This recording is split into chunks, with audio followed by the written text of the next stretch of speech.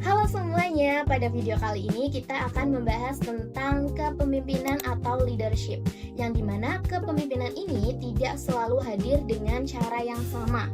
Ada pemimpin di masa kini seperti pemimpin di era teknologi modern ini, ada pula pemimpin yang terdahulu seperti di zaman-zaman kerajaan.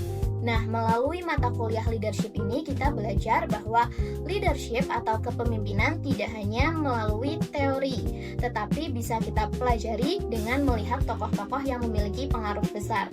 Pada video kali ini kita akan membahas Elon Musk sebagai pemimpin global dan juga Raja Kartanegara sebagai pemimpin lokal. Elon Musk lahir pada 28 Juni 1971 dan dikenal sebagai pengusaha serta pemimpin di bidang teknologi dan juga inovasi. Ia menempuh pendidikan di University of Pennsylvania dan kemudian terlibat dalam pengembangan berbagai perusahaan yang bergerak di sektor teknologi, energi, dan juga transportasi. Beberapa perusahaan yang dipimpin oleh Elon Musk antara lain SpaceX yang berfokus pada teknologi dan juga transportasi luar angkasa. Kemudian Tesla di bidang kendaraan listrik dan energi terbarukan, X-Corp atau kita tahu dulu namanya Twitter sebagai platform digital, ada Neuralink di bidang teknologi kesehatan, serta The Boring Company di bidang infrastruktur transportasi. Saya mengagumi Elon Musk karena keberaniannya dalam mengambil keputusan strategis dengan resiko yang cukup tinggi dan fokus pada visi jangka panjang. Ia mendorong inovasi yang berupaya menjawab tantangan di masa depan, namun kepemimpinannya ini juga sering mendapatkan kritik, terutama terkait tuntutan kerja yang cukup tinggi, kecepatan dalam mengambil keputusan, serta cara berkomunikasi di ruang publik. Dari sini saya belajar bahwa kepemimpinan yang inovatif tetap perlu diimbangi dengan manajemen operasi, komunikasi yang baik, dan pertimbangan terhadap dampak keputusan.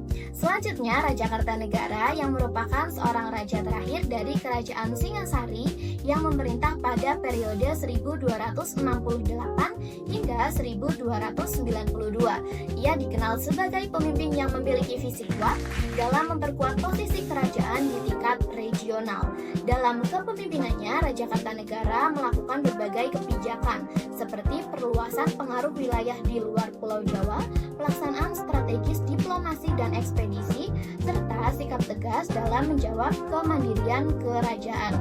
Saya mengagumi Raja Kartanegara karena keberaniannya dalam mengambil keputusan strategis dan kemampuannya dalam melihat kepentingan jangka panjang untuk kerajaan.